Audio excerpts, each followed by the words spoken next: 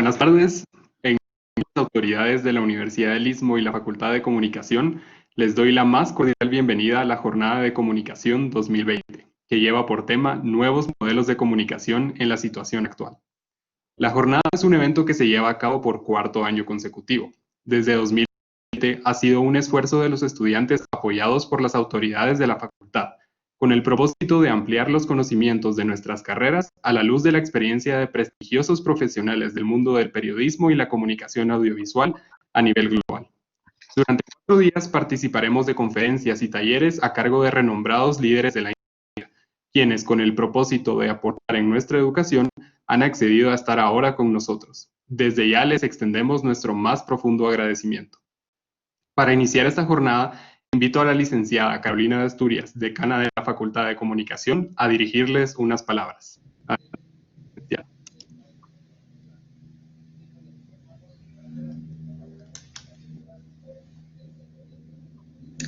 Muchas gracias, Carlos, y muchas gracias por este espacio. Solamente unas palabras para darles a todos la más cordial bienvenida a este evento que, como usted mencionó, ha sido organizado por los estudiantes de la Facultad de Comunicación.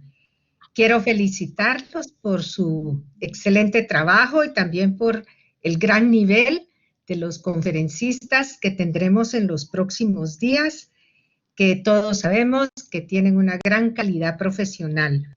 También quiero agradecer a los conferencistas que nos acompañan por el tiempo que nos están compartiendo y esperamos todos aprovechar muchísimo todas estas conferencias y estos talleres, poder así ampliar nuestros conocimientos sobre los nuevos modelos de comunicación en la situación mundial actual.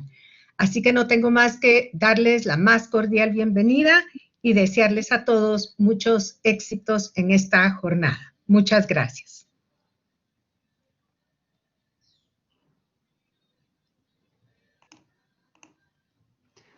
Gracias, licenciada Asturias. Y antes de comenzar, quiero invitarles a interactuar con nosotros ingresando a la página www.sli.do con el código que les mostramos en pantalla. Agradecemos que realicen por dicha plataforma sus preguntas y comentarios a nuestros ponentes. También les invitamos a compartir su experiencia en redes sociales, en Instagram, Twitter y Facebook con los hashtags Aquí en la UNIS y Jornada Comunicación 2020. Las nuevas audiencias, desafíos y oportunidades para los periodistas en la actualidad es uno de los principales temas que abordan desde la academia y las redacciones de los medios a escala mundial. Para abordar este tema contamos con 2 invitados. Erika Angulo, productora y coordinadora en NBC News en Estados Unidos, graduada de la Escuela de Periodismo de Columbia, nominada 4 veces al Premio Emmy de Noticia y Documental y ganadora del Premio Emmy por Mejor Historia de un Noticiero en horario regular. Actualmente produce una amplia gama de piezas, desde noticias de última hora hasta artículos de profundidad, en los programas insignia de NBC y MSNBC. Claudio Cabrera, encargado del área digital y SEO del diario The New York Times, en Estados Unidos. Del premio de Independent Association Press y experto en el desarrollo de audiencias. Ha laborado en The New York Amsterdam News y ha desempeñado trabajos en relaciones públicas, editoriales y redes sociales. En los últimos 6 años también formó parte de The Economist. Para moderar este panel tendremos con nosotros al licenciado Alberto Toro. Es comunicador social, locutor y presentador de noticias. Egresado de la Universidad de Monte Ávila en Venezuela, con especialización en periodismo digital. Fue jefe de contenidos en la agencia de noticias Benepress. En 2016 fue condecorado con la imagen reporteril del año en los premios a la excelencia Tamanaco de Oro. Y en 2017 fue reconocido como corresponsal del año en los premios Ícaro Internacional. Actualmente es presentador de noticias en Guatevisión y docente en la Universidad del Istmo. Licenciado, lo dejamos en el uso de la palabra para dar inicio a este conversatorio. Muchísimas gracias, Carlos. De parte de este servidor, también quiero darles la más cordial bienvenida a esta jornada de comunicación. A los conferencistas, gracias por acompañarnos y por compartir sus conocimientos y parte de su trayectoria profesional con todos nosotros. Les recuerdo a los que tienen 8 minutos y luego iniciaremos una ronda de preguntas y respuestas en la que aprovecharemos, por supuesto, para conversar sobre esos desafíos y oportunidades para los periodistas, que es el tema principal de esta jornada de comunicación, con la participación de todos y con la interacción que compartan todos ustedes a través de esa plataforma que ya les indicaron. Iniciamos con Erika Angulo. Bienvenida, Erika. La escuchamos. Hola a todos, yo soy Erika Angulo, trabajo para NBC, gracias por la introducción y quería decirles que ojalá estuviera con ustedes porque Guatemala es precioso, una ciudad, un país precioso y tuve la suerte de ir cuando pasó desgraciadamente lo del huracán Fuego en el 2018 y espero que la próxima vez sea para algo más agradable. Les quería contar que la pandemia en realidad es el tópico del que quiero hablar hoy porque nos sorprendió y nos ha cambiado la manera en que nosotros trabajamos a diario acá en NBC. Recuerdo, para hacer la historia bien cortita, recuerdo que cuando en realidad nos afectó por primera vez fue en marzo, a comienzos de marzo, era la primera semana de marzo, yo estaba cubriendo al presidente Trump en su casa de Palm Beach y nos llegó la noticia una mañana tempranito de que la delegación brasilera había tenido 3 casos del virus. Y a nosotros nos sorprendió que hubiera llegado desde China hasta la Florida y sobre todo al núcleo de la Casa Blanca y empezó el nerviosismo de esto se transmite fácilmente y nos va a afectar en todo, en cómo realizamos nuestra labor. Pero entre más se escondía la gente en sus casas, más salíamos nosotros a tratar de buscar solución para tenerlos informados de lo que estaba sucediendo con el virus en los Estados Unidos. Y en ese momento fue donde empezamos a tener reglas en NBC de cómo íbamos a cubrir las noticias de ahora en adelante. Pero acuérdense de que no se sabía mucho de cómo se transmitía, si era necesario abrirse la boca con una mascarilla, si había que usar guantes. Entonces, NBC empezó a establecer reglas y es por eso que ustedes ahora nos ven haciendo las entrevistas a distancia. A veces es difícil encontrar sitios donde se puede entrevistar a alguien que esté por el campo de la televisión, que esté callado, que no haya demasiado bulla, que podamos tener una distancia de 2 metros entre uno y el otro, que todo el mundo esté de acuerdo en usar las máscaras, las mascarillas. Y a veces nos toca alquilar lugares que tengan patio, como el que están viendo ahora, para poder realizar entrevistas así. Eso, por lo menos este que están viendo ahora, es un programa que hicimos sobre el tema de la política cuando Joe Biden hizo el discurso a los demócratas. Esa noche nos tocó alquilar un patio de un restaurante para poder hacer estas entrevistas en un grupo, porque si no había suficiente distancia entre uno y otro. En realidad, las reglas que ha impuesto NBC, que ha impuesto NBC nos ha protegido bastante, creo yo, y son necesarias para los periodistas porque me imagino que todos los que estamos aquí sabemos que a veces nos arriesgamos para conseguir la noticia. Es parte de lo que somos, ¿no? Hay que conseguir noticia como sea.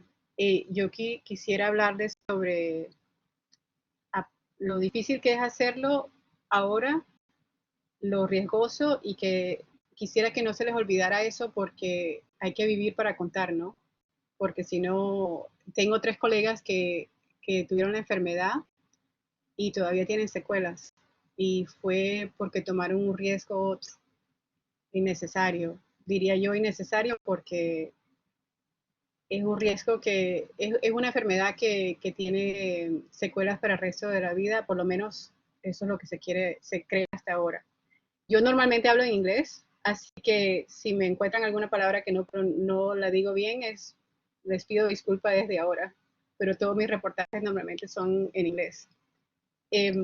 Me acuerdo también de haber conseguido que formáramos un equipo. Cuando sucedió lo del presidente que les mencioné en marzo, lo que hicimos fue convencer a nuestros jefes en Nueva York que nos permitiera trabajar en un equipo de 4 personas, un sonidista, un periodista y un sonidista, un camarógrafo, yo como productora y el corresponsal. Y empezamos a conducir por todos los Estados Unidos buscando historias. Quisiera que, sobre todo los estudiantes, que no perdieran nunca esa magia de buscar la parte creativa del periodismo, porque es fácil solamente cubrir la noticia que está sucediendo en ese momento, pero buscar algo creativo me parece a mí que es lo que les va a permitir que su carrera sea original, más importante, buscar todos los ángulos de la noticia. Por ejemplo, pasamos por Daytona Beach, que queda al norte de, bueno, cerca de Orlando, en la Florida. Y ahí fue donde descubrimos esta misa que están viendo ustedes, en que los feligreses llegaban en sus camionetas, en sus automóviles, y les daban la comunión al llegar. Ese cuadrito, ese rectángulo que ven ahí es la comunión.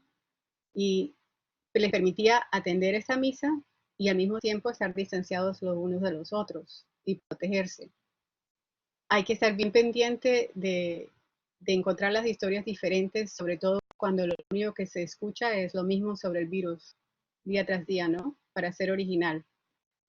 Y lo último que les quería decir es, no importa cuál es la noticia, para mí el periodismo siempre es periodismo. Los elementos básicos del periodismo no se deben olvidar.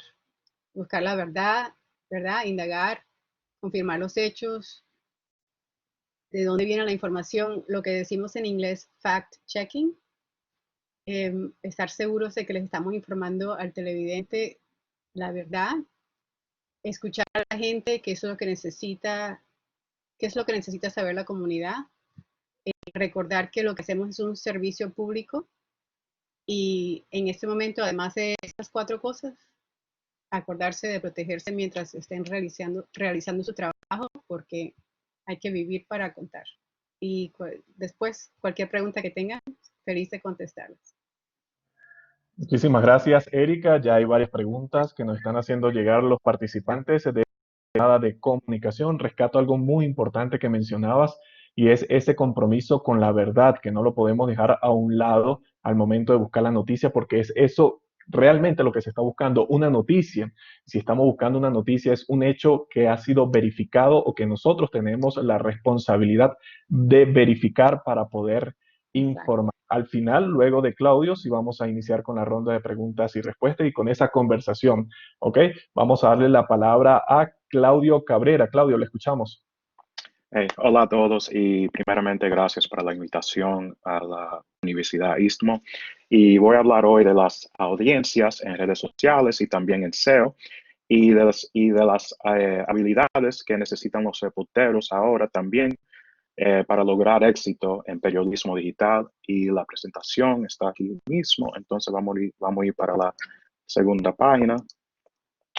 Entonces, yo soy Claudio Cabrera y soy el subdirector de plataformas especializando en SEO editorial para el New York Times Global. Yo nací en Nueva York y soy de padre dominicano y estudié en Brooklyn College y me gradué en el año 2008 y tengo 12 años de experiencia en periodismo digital y 8 en SEO. Y ha trabajado como asesor para las siguientes marcas, CBS News, The New York Times, Interactive One, Black Enterprise, La Tercera en Chile y El Mercurio en Chile, El Nuevo Día en Puerto Rico y La Nación en Argentina. Y aquí en la sala de redacción en New York Times, bueno, en esta área se encuentran los equipos de SEO, páginas principales que se llama el homepage en inglés, las redes sociales, los equipos de fotos, el equipo y el grupo editorial. Para nosotros, lo más importante para la compañía es tener periodistas y editores al lado de las personas que corren las plataformas de Facebook, Twitter, Google y Instagram, ya que de esta forma logramos mantener una comunicación constante y facilita el intercambio eficiente de la información. Antes de publicar los temas más importantes como COVID o Trump o las protestas de George Floyd, los editores consultan con los equipos de plataformas de Google y las redes sociales Y lo que esto hace es fortalece el sistema que tenemos en la sala de redacción para que esos editores que no son editores, vamos a decir, de digital, pero son editores print, sigan aprendiendo de redes sociales y también SEO, y para nosotros también entender el proceso editorial que tenemos en el New York Times. Y para nosotros aquí también lo más importante para un periodista ahora es tener ciertas habilidades, right? Y aquí tenemos un ejemplo de fotos y videos. Y aquí mostramos fotos y videos de una de las reporteras latinas en el New York Times más popular, que se llama Sandra García. Ella visitó una de las playas en Nueva York para crear un artículo sobre surfistas de color. Ella pudo grabar los videos y tomar fotos porque es una profesional en ambas cosas, y al mismo tiempo estaba consciente que este evento iba a tener gran acogido por parte del público. Lo único que faltaba hacer es comunicarlo con los editores, y ella misma lo hizo. Y después, este es un ejemplo de la creatividad. Aquí tenemos uno de los reporteros más atrevidos en el Times, que se llama Andy Newman. Él quería hacer un artículo de las personas en Nueva York que entregan comida por órdenes a domicilio. Él podría decir que iba a escribir un artículo normal con solamente palabras, pero lo quiso hacer diferente. Lo que quiero comunicar aquí es que a veces es bueno salirse de la normalidad. Entonces, lo que hizo Andy Newman, que comenzó por una semana entera, montó una bicicleta y estaba entregándole comida a gente en la ciudad entera de Nueva York. Entonces, en vez de reportar solamente y hablar con las personas que están haciendo esto, se puso un GoPro, una cámara, aquí, y comenzó a hacer el trabajo él mismo, y fue una historia muy grande para nosotros porque enseñó uno de los reporteros de nosotros haciendo algo que no pensaban que iba a hacer.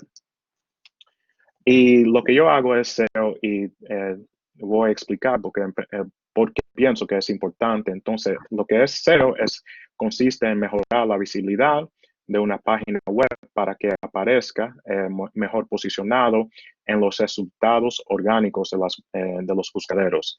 El SEO también es conocido como posicionamiento en buscaderos natural o web. Al mismo tiempo, te ayuda a crear contenido que lectores están buscando en las búsquedas. Y en la próxima página tenemos ejemplos.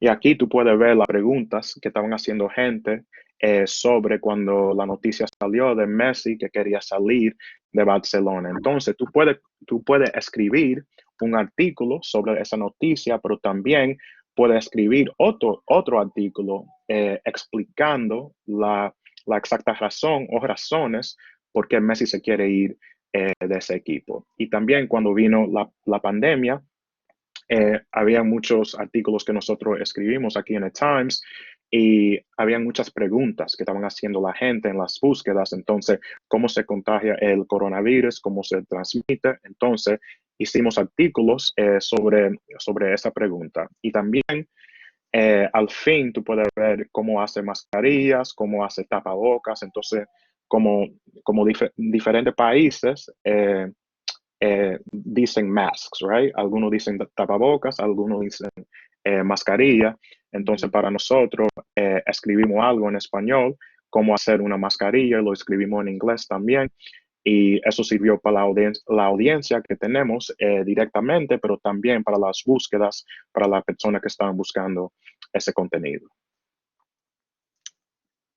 Muchísimas gracias, Claudio, por la intervención. Vamos a iniciar con la ronda de preguntas y respuestas, pero antes quisiera rescatar por parte de la intervención de Claudio el tema de la creatividad, que es tan importante en la actualidad al momento de ejercer el periodismo, ser creativos, sobre todo por la cantidad de plataformas digitales que existen para poder difundir el contenido, para poder difundir esa historia que nosotros estamos recabando y que de manera responsable la vamos a informar y compartir con la audiencia que está esperando, por supuesto, esa información o esa noticia. Quisiera iniciar esta conversación, Erika, preguntándote si la pandemia la has visto como un desafío realmente o como una oportunidad para reinventarse y para desarrollar eso que hablaba precisamente Claudio, la creatividad? Para mí sí, una oportunidad para reinventarse. Comenzamos un poco perdidos, ¿no? Al comienzo, todos los periodistas, de cómo hacíamos la misma labor que sabíamos, teníamos que hacer, de informar al público y de buscar la verdad, pero protegiéndonos y no sabiendo a quién podías entrevistar y a quién no. Me acuerdo que estaba en Orlando y me tocó hacer una historia que yo misma propuse sobre cómo las enfermeras se habían convertido en héroes y los médicos. Y habían carteles que decían Nurses are heroes en Orlando. Y fui a entrevistar a una señora y le toqué la puerta porque tenía un cartel grande en la puerta, manteniendo distancia. Tú sabes, tocas la puerta y te tienes que alejar, que no es lo normal para un periodista, ¿no? Y la señora salió y me dijo, no puedo hablar contigo porque estoy enferma, tengo el virus. O sea, de ahí en adelante se convirtió en realidad para mí que tenías que estar pendiente de cómo hacías las entrevistas, pero al mismo tiempo había que cubrir la noticia. Y lo que dices es cierto, para mí fue una oportunidad porque empezamos a ser creativos, a entrevistar a gente por las ventanas. Me acuerdo que entrevisté a una señora de 80 años por la ventana porque no quería arriesgarla a que se pusiera que yo de pronto me había expuesto al virus. Y le gustó mucho la historia de esa manera. He hecho entrevistas por Zoom, ¿no? Por internet, que tienes que trabajar bien duro para que la persona tenga la misma emoción que tendrías si estuvieras en persona con ella. O sea, es una oportunidad para ser más creativo y para al mismo tiempo entrevistar a la gente a veces lejísimo, porque por ejemplo ahora yo podría hacer una historia sobre alguien en Guatemala que anteriormente tendría que viajar a Guatemala para poder entrevistar a alguien. Es así, anteriormente había que acercarse al lugar y hoy en día pues tenemos la habilidad a través de las plataformas digitales de hacer esas entrevistas a través por Zoom, como bien lo mencionabas, porque tal como iniciaste la presentación, esto nos agarró por sorpresa absolutamente a todos. Empezaron a nacer nuevas reglas y nueva forma de trabajar, sobre todo en los medios de comunicación, y la idea fue adaptarnos y reinventarnos buscando oportunidades dentro de la misma crisis. Claudio, quisiera conocer, a partir de la trayectoria profesional que tienes, el comportamiento de la audiencia. Si comparamos ese usuario de septiembre del año 2019 con el usuario que consume noticias septiembre del año 2020, ¿hay alguna diferencia entre ellos, sobre todo al momento o la responsabilidad de consumir información? Bueno, yo pienso que la diferencia cuando estamos comparando el año pasado contra este año es que como han habido tantos eventos este año, aquí vamos a decir en los Estados Unidos, como la pandemia, las protestas, los fuegos en California, también tenemos la elección este año.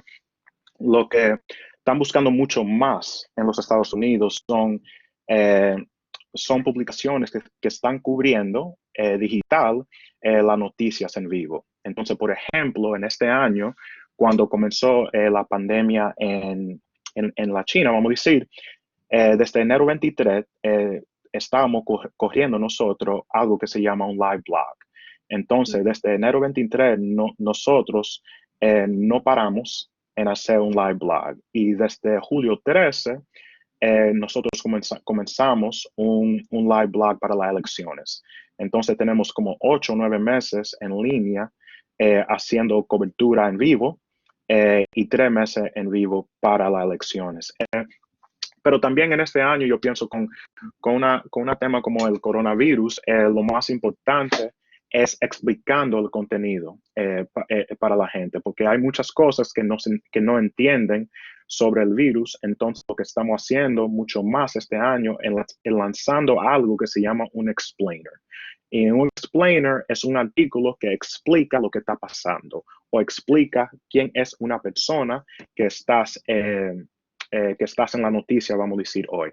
Entonces, las dos cosas para nosotros y donde nosotros tú sabes, vemos lo más subscriptions es en cobertura en vivo, pero también en en contenido en que nosotros estamos explicando lo que está pasando en algo. Entonces, cuando hay fuegos en California, hay mucha gente que están preguntando por qué hay tantos fuegos en California, pero no hay en otro sitio. Entonces, explicamos eso para la audiencia. Y después, al mismo tiempo, tener un artículo que está en vivo para las personas que quieren ver la noticia cada minuto sobre ese tema. Pero hablamos del comportamiento de la audiencia, pero hablemos ahora del trabajo periodístico. Claudio, ¿hay alguna fórmula ideal para posicionar la noticia que nosotros trabajamos de un tema del que está hablando todo el mundo, del que está hablando todos los medios de comunicación en el planeta entero? Entonces, posicionarlo en las búsquedas o posicionarlo como editorial. En las búsquedas. Oh, la búsqueda, sí. Bueno, eso depende, right? Entonces, cuando tú eres un website como el Times, que es tan grande, como CNN, como BBC, vamos a decir, lo más importante para nosotros es la rapidez. Entonces, cuando hay una noticia que sale, right, lo más importante es tener la noticia primero. Entonces, bueno, vamos a decir, una de las áreas que los editores de nosotros, que eran editores mayormente de print, del periódico, pero no digital, lo que aprendieron este año en tanta noticia es que es mejor cuando tú tienes los detalles de una vez, escribir el artículo con los 10 o 20 o 30 palabras que tú tienes que están confirmados. Pero anterior, vamos diciendo 2019 y antes, lo que hicieron los editores y los reporteros en el Times es que querían escribir un artículo entero como, tú sabes, es tradicional. Pero ahora, tú sabes, en este momento y para adelante también, que la gente está buscando la noticia más rápido, lo que aprendimos es que si nosotros cogemos 2 horas o 3 horas para publicar ese artículo, vamos a estar atrás.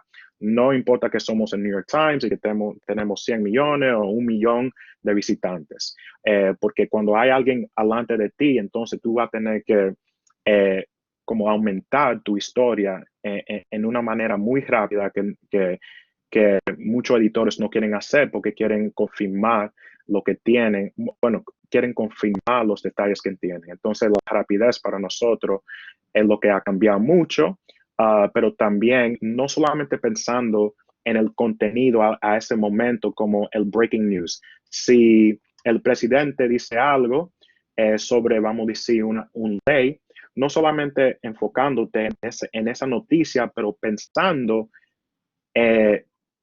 qué van a buscar las gente sobre esto. Si hay un fuego en California, sabemos que lo podemos cubrir, pero no vamos a pensar solamente en el breaking news, porque ya sabemos que lo vamos a escribir, pero qué más le podemos dar a la gente que están visitando el sitio de web de nosotros, que nosotros sabemos que ellos van a preguntar. Entonces, poniéndote en la posición del lector, en vez de tú sabes, crear ese contenido como tú ibas a crear hace 20 años, cuando no había, vamos a decir, sitio de web y solamente había un periódico, que tú tenías casi mucho más tiempo para planear.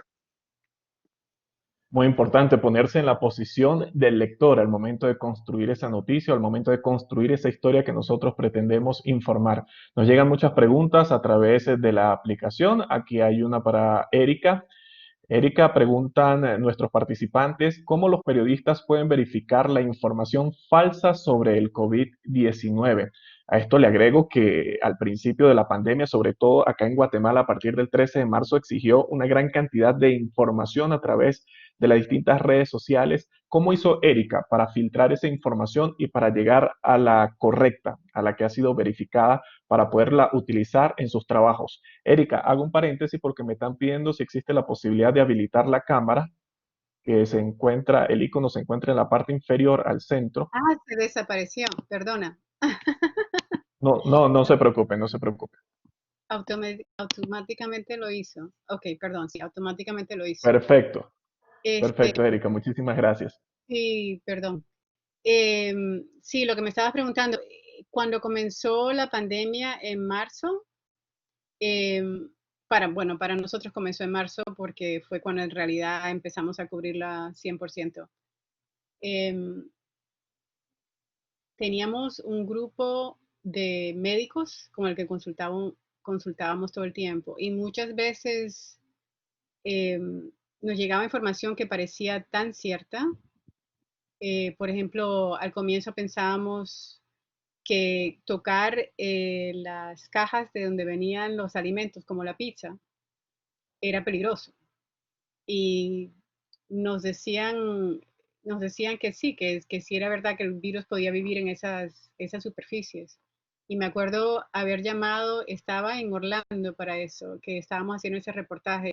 Me acuerdo haber llamado a un médico epidemiólogo que conocía de una universidad, porque uno siempre conserva los contactos, y preguntarle eso y me dijo, sabes que me parece increíble que el virus sobreviva varios días sobre esa superficie, pero te consulto con alguien más. O sea, básicamente saber que uno no es experto, saber que uno no es experto y que tienes que consultar con los expertos. Para nosotros eso funciona de lo más bien. Lo que tienes que conservar es una lista de contactos que te lleguen a otro contacto para que puedas hacerlo de una manera rápido, porque si no ese proceso se demora demasiado, ¿no? Yo me acuerdo que para esa historia consultamos a 3 médicos diferentes y El- sí, uno nos dijo, sí, eso es cierto que sí puede sobrevivir el virus, pero no más de 24 horas. Otro nos dijo, necesita una persona, algo viviente para sobrevivir. O sea, pudimos informarle a la gente que todavía había controversia sobre eso y como estaba diciendo mi colega, es cierto que al comienzo a veces las historias tienen que ser muy cortitas porque no tienes la suficiente información, pero empiezas por ahí y sigues investigando. es clave la consulta de varias fuentes de información al momento de estar desarrollando esa información que nosotros queremos difundir. Erika, también preguntan por aquí cómo se involucra un reportero en la elaboración de noticias para formato digital del medio, o hay personas que están especializadas solamente en el formato digital y otros en televisión. En NBC es una cadena muy grande, tenemos un departamento solamente digital, pero el resto de nosotros que trabajamos en televisión contribuimos a ese departamento. O sea, se pueden hacer las dos cosas, pero la labor principal es o es digital o es de televisión en NBC. Pero yo creo que eso está cambiando, ¿no? Yo creo que estamos trabajando para un medio que está evolucionando 100% a una velocidad increíble. Y va a llegar el momento en que creo que esas dos cosas se unifiquen. Tal vez en el Es New York así, Erika. Times, en el New York Times, como él estaba explicando, hay más colaboración entre un departamento y otro, tal vez, pero para nosotros sí hay un departamento digital y otro de televisión, y a veces yo contribuyo con fotos o entrevistas, a veces escribo un artículo, pero de vez en cuando, no es una cosa que se hace todos los días. Muchísimas gracias, Erika. Para Claudio, hay una pregunta acá relacionada con el tema de los motores de búsquedas. ¿Qué Sí. otras herramientas se utilizan para encontrar esas palabras claves adecuadas en SEO? Y si has notado un descenso de interés en el tema del coronavirus. Bueno, para encontrar los términos más importantes o más populares, vamos a decir, hay eh, ciertos websites que tú puedes usar. Entonces, número uno, Google Trends, que es gratis y tú puedes ir para trends.google.com y lo tienen en cada país, yo pienso. Eh, Eso nosotros lo miramos cada mañana. Yo me despierto, por ejemplo, a las 7 de la mañana y veo lo que está pasando en el mundo de deportes, lo que está pasando en el mundo de políticas. Y ahí mismo hablo con los editores, vamos a decir, los editores de Washington, los editores de deportes, y le digo de una vez lo que yo pienso, bueno, no lo que yo pienso, pero lo que yo estoy viendo trending en la noticia ahora mismo, y si ellos tienen un artículo en eso, y si no, si quieren pensar en eso y tal vez escribirlo. También tú puedes usar Google AdWords, que es gratis también, y tú puedes buscar los términos que están lo más importantes en, en ese momento. Y para nosotros, para ver cómo estamos posicionados, usamos algo que se llama SEMrush, SEMRUSH, Y es algo que tú tienes que pagar, pero SEMrush es muy bueno y mucho de las publicaciones más grandes lo usan. Y lo que hace SEMrush es que te puede enseñar si tú quieres estar número uno, vamos a decir, para el término mascarillas. Te puede enseñar dónde tú estás posicionado ahora mismo y quién está enfrente de ti y lo que tú puedes hacer para subir en posición en las búsquedas también. Entonces, para nosotros, por ejemplo, lo que hacemos también cuando estamos comenzando contenido sobre un evento, vamos a decirlo, el Super Bowl aquí en los Estados Unidos pasa en febrero. Nosotros comenzamos pensando en eso en noviembre y comenzamos a hablar con los editores en esa sección en ese momento. Y cuando estamos pensando en Christmas o Thanksgiving, estamos creando ese contenido en septiembre, en agosto, porque queremos estar adelante de los competidores de nosotros en las búsquedas. Porque si tú comienzas a publicar contenido solamente la semana anterior de, vamos a decir, Christmas o Thanksgiving, ya tú vas a perder porque hay muchas publicaciones que ya publicaron ese contenido hace como 2 o 3 meses. Claudio, mencionaba algo muy importante, sobre todo al momento de posicionar una noticia, que es lo que prácticamente el trabajo que también se realiza luego de la construcción de esa noticia, porque lo que queremos nosotros los periodistas es que nos vean, que nos lean, que hagan clic en esa información en la que tanto trabajé, por supuesto, Sí. para esa audiencia. Pero ¿hay alguna manera, no sé si existe la posibilidad de que los motores de búsqueda sancionen al medio de comunicación cuando se excede de palabras claves, por ejemplo, cuando se excede de hipervínculos externos o internos, o cuando no se cumple cierta cantidad de parámetros? Y esa sanción podría ser esconder la noticia en la página principal del motor de búsqueda. Bueno, para darte un ejemplo, bueno, te voy a decir 2 cosas. Entonces, bueno, yo comencé en el Times hace 4 años y cuando yo comencé, muchos de los editores y los reporteros lo que me decían a mí es que el SEO está destruyendo al periodismo y que no querían saber del SEO.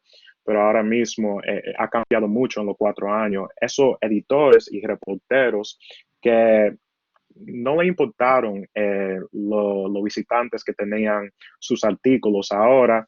Cuando ven que el artículo de ellos tiene solamente 200,000 visitantes, dicen, ¿por qué solamente tiene 200,000?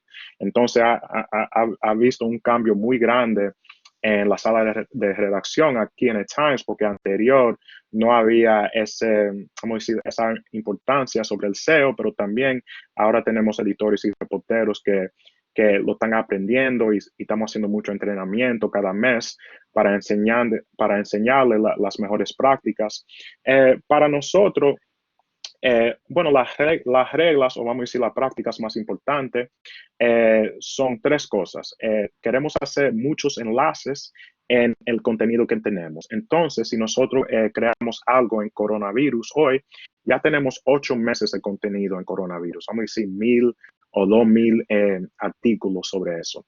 Cada vez que publicamos algo en coronavirus, lo que hacemos es que ese artículo, el link, lo ponemos en 5 artículos o más anterior. Y lo que eso está haciendo es mandándole una señal a Google o a las búsquedas que esos artículos están conectados y Claudio, vamos a decir, que está haciendo esto, me está mandando una señal que es importante este artículo y él lo puso en estos artículos por esa razón.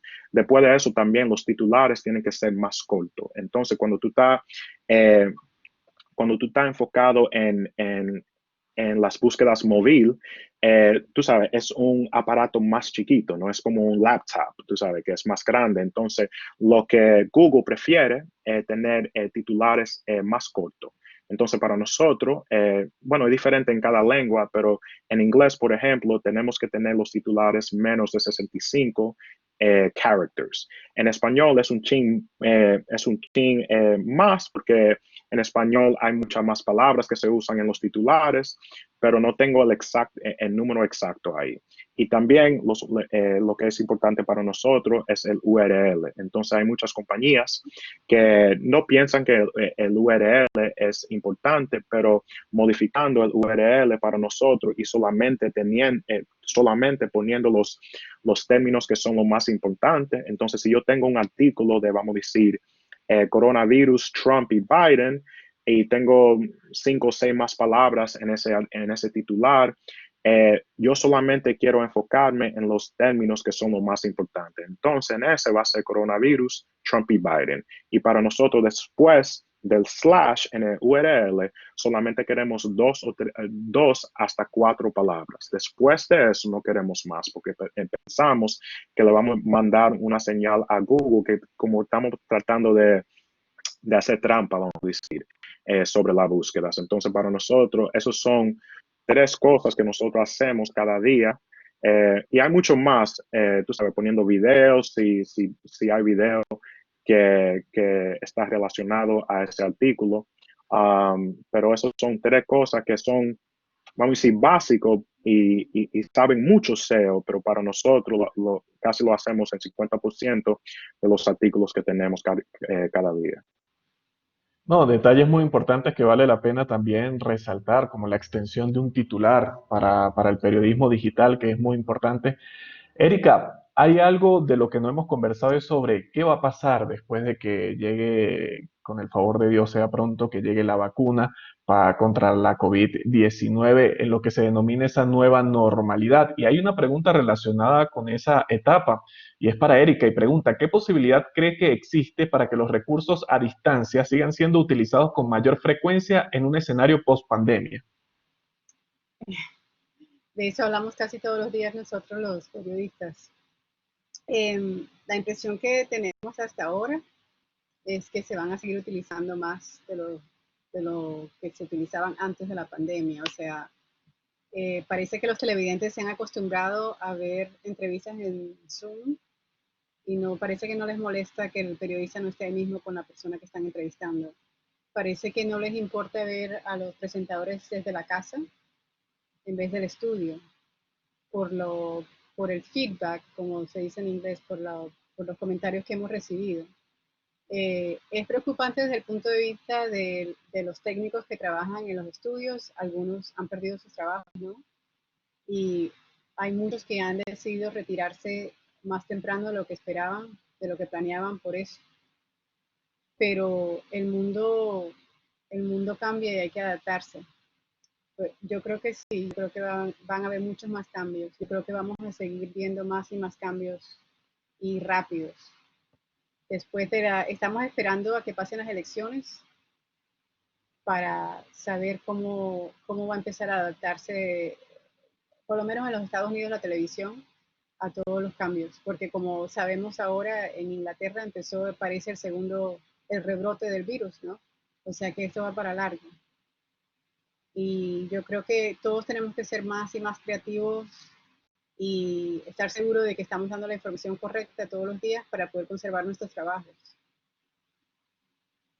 Es la realidad. Es así, debemos adaptarnos a esa nueva etapa, porque como bien lo mencionas, la pandemia llegó para cambiar muchos sectores, no solamente el área de la comunicación, hay otros factores también que se han visto perjudicados producto de esta crisis sanitaria que se ha generado en el mundo.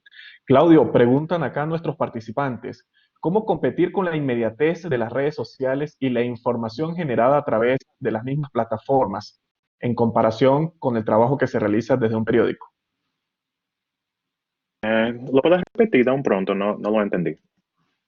¿Cómo competir con la inmediatez en las redes sociales y la información que se genera en las mismas plataformas digitales? ¿Cómo competir con las redes sociales y con otro periódico o no?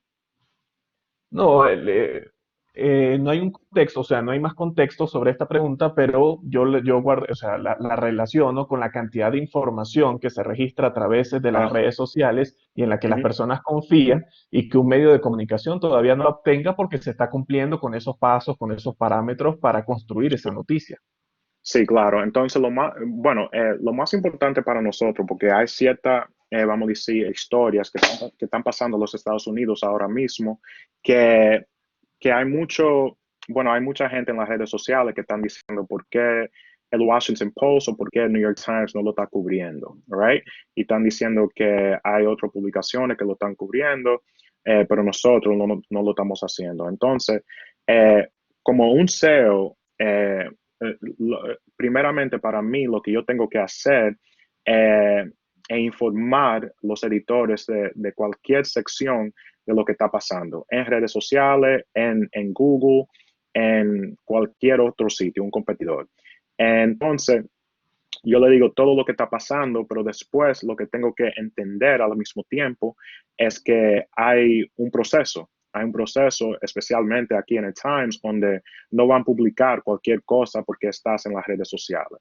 Entonces, si ellos me dicen a mí, mira, puede ser que lo tiene el Washington Post, puede ser que lo tiene BBC, puede ser que lo tiene CNN, pero si nosotros no pensamos que esto es verdad, entonces a nosotros no nos importa si perdemos visitantes ese día, o vamos a decir esos 2 días, porque es mejor tener la noticia verificada que no tenerla verificada. Entonces, una de las cosas que yo aprendí que era diferente de los otros sitios que yo trabajaba anterior, era que en los otros sitios que yo trabajaba anterior, eras, era mucho más enfocado en tener mucho más visitantes cada día y cada día y cada día. Entonces, si había noticia que no estaba confirmada, ellos siguieron y lo publicaron como quiera. Por ejemplo, cuando se murió el jugador de baloncesto, Kobe Bryant, hace 7 meses, había un tiempo, o 2 o 3 horas casi, que la noticia lo rompió TMZ. Y después de eso, nosotros, con los reporteros que nosotros tenemos de baloncesto, no lo pudimos confirmar. Entonces, por 3 horas no publicamos nada, right? Habían otras publicaciones que lo tenían confirmado, pero nosotros esperamos que uno de los, vamos a decir, de la policía o oficiales de Los Ángeles confirmaron esa noticia, después nosotros lo publicamos. Entonces, hay muchas veces que hay cosas en las redes sociales que no vamos a publicar porque sabemos si lo publicamos va a ser mucho más malo para nosotros si es falso, porque después en Twitter especialmente nos van a atacar por publicar algo que no es real. Entonces, siempre va a ser eh, editorial primeramente y no audiencia primeramente, vamos a decir. Sí, es mejor la calidad que la Sí, cantidad, como que la dicen. cantidad. Sí. Es así, Exactamente. es así. Es mejor ofrecer información que ha sido verificada porque es nuestra responsabilidad como periodista, es nuestro trabajo Sí. verificar ese hecho para poderlo difundir a través de nuestras plataformas digitales o medio de comunicación en el que estemos trabajando. Erika, Claudia, lamentándolo mucho, llegamos al final de esta conversación, de este foro y de esta jornada de comunicación. Agradecemos, por supuesto, la participación de ambos. Es un honor tenerlos acá como invitados internacionales. Erika, Claudio, no sé si quieren agregar algo breve para todos los participantes y esos futuros comunicadores y futuros periodistas que en estos momentos están tan interesados en la experiencia de ambos. Solo quería decir que tener la información correcta es tan importante, no solo porque es nuestra labor, pero porque el daño a la reputación es bien difícil de corregir más tarde. Cuando uno dice algo que no es eso, con el nuevo campo de los medios sociales se riega de una manera que parece una epidemia y continúa en Twitter o en Facebook o donde sea por años y años y te puede costar la carrera, ¿no? Que tanto trabajaste tan duro para llegar a ese lugar y luego te puede costar la carrera. Y para las organizaciones, sobre todo las cadenas grandes, los periódicos, es tan difícil volver a lo que era antes. El daño a la reputación es enorme. Por eso no se lo recomiendo a nadie de arriesgarse, de De poner la acuerdo, información correcta. estamos de acuerdo, Erika. Claudio, palabras Sí, finales. bueno, para mí lo que voy a decir y siempre se lo digo a estudiantes es que Yo cada año, por ejemplo, veo 100, 200 aplicaciones de estudiantes para que quieren tener un internship o un fellowship en el New York Times. Y lo que siempre digo, número uno, cuando tú tienes tu resumen, lo más importante es tener muchos detalles en tu resume, right?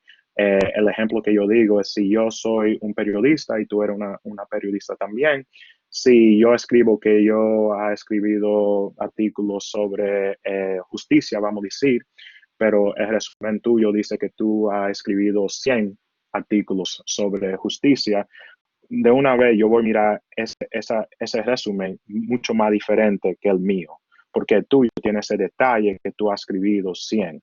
Entonces, notando todos los detalles que tú puedes notar de tu trabajo, lo que tú hiciste grande y pequeño en tu trabajo es importante. Y en el cover letter, como lo decimos en inglés, no solamente pensando en decir, oh, yo quiero trabajar en La Nación por esta razón, o yo quiero trabajar en NBC porque NBC es, tú sabes, un network muy grande, pero también ofreciendo ideas es importante, right? Y cuando la gente y cuando estudiantes o tú sabes, cualquier persona está ofreciendo ideas que piensan que pueden cambiar una compañía, se ve mucho más mejor en una aplicación. Y si no, si tú no consigues trabajo, hay mucha gente que no quieren ofrecer las ideas y porque piensan que se lo van a robar o lo van a usar y no van a ganar, tú sabes, no van a ganar el trabajo, pero se debe de mirar de otra manera. Si tú tienes ideas y no ganas, tú sabes, ese trabajo, pero tú sabes, una compañía lo usa, eh, después de eso, después lo que me dice eso a mí es que tú tienes ideas buenas y eso no va a ser la última idea que tú tienes. Tú vas a tener mucho más si tienes 18, 21, 30, cualquier año. Entonces, pensando así es muy importante y tú sabes, cuando tú estás aplicando para una compañía, quieres aplicar y someter una aplicación muy buena en vez de someter como muchísimas aplicaciones porque quiere conseguir un trabajo, si eso tiene sentido. Claudia, Erika, muchísimas gracias de verdad por acompañarnos, por estos minutos de su tiempo que tuvieron que dejar de hacer el trabajo que desempeñan a diario para en esta oportunidad atendernos y compartir parte de su trayectoria profesional y por supuesto sus conocimientos en esta jornada de comunicación. Muchísimas gracias. Gracias a ustedes. Rescato de que toda crisis nace en oportunidades, tenemos que reinventarnos. También que los periodistas en la actualidad debemos desarrollar una habilidad que es la creatividad y por supuesto que la calidad es mejor que la cantidad. Carlos, te cedo la palabra. Muchas gracias, licenciado Toro, y también le agradecemos de una manera más reiterativa a nuestros dos invitados de la actividad de hoy. Y es así como damos por finalizada el primer evento de nuestra jornada de comunicación 2020. Los esperamos mañana, miércoles a las 12 del mediodía, hora local, para participar de la conferencia impartida por Diego Sardi, productor de cine independiente y profesor en el Departamento de Cine y Televisión de la Universidad de Montevideo, en Uruguay. Conversará sobre las producciones cinematográficas independientes en toda América Latina. Buenas tardes, hasta mañana.